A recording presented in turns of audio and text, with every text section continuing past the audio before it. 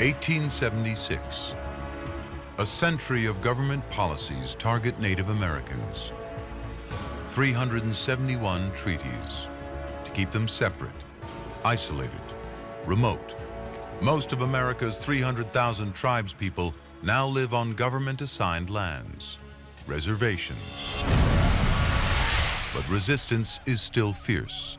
I think probably the darkest spot in our history, for me at least, is what happened to the Native Americans.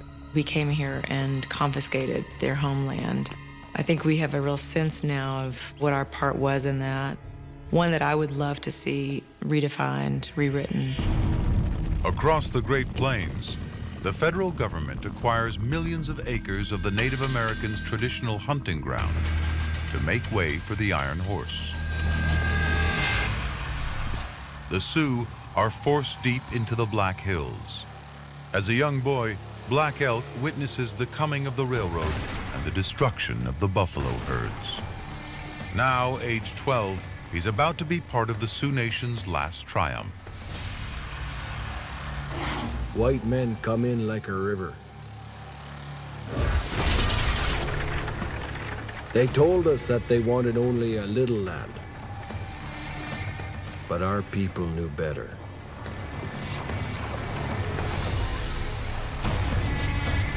Gold is discovered in the Black Hills.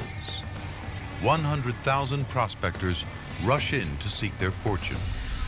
The federal government wants to clear the area. On a reconnaissance mission with the 7th Cavalry, Lieutenant Colonel George Custer stumbles across the Sioux camp near the Little Bighorn River.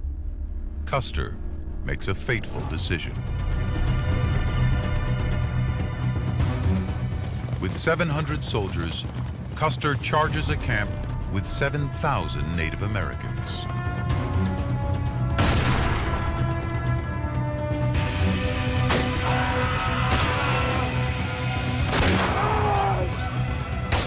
Within 3 hours, all the men in Custer's regiment are dead.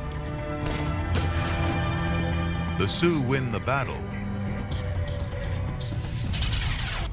but will lose the war.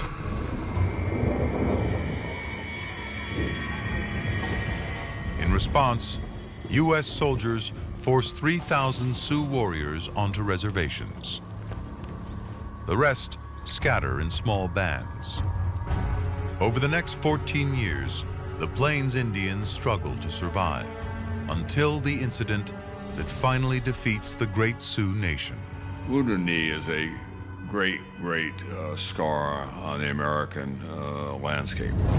December 29th, 1890.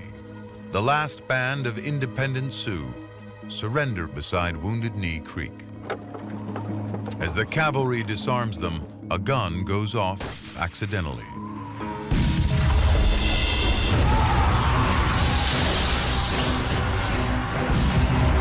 It triggers a massacre.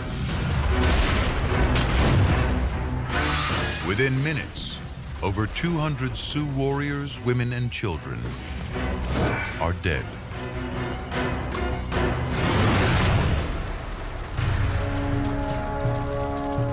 Now 27, Black Elk survived.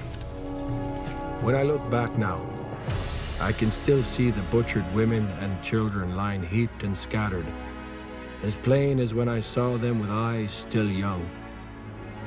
And I see that something else died there. A people's dream died there. It was a beautiful dream.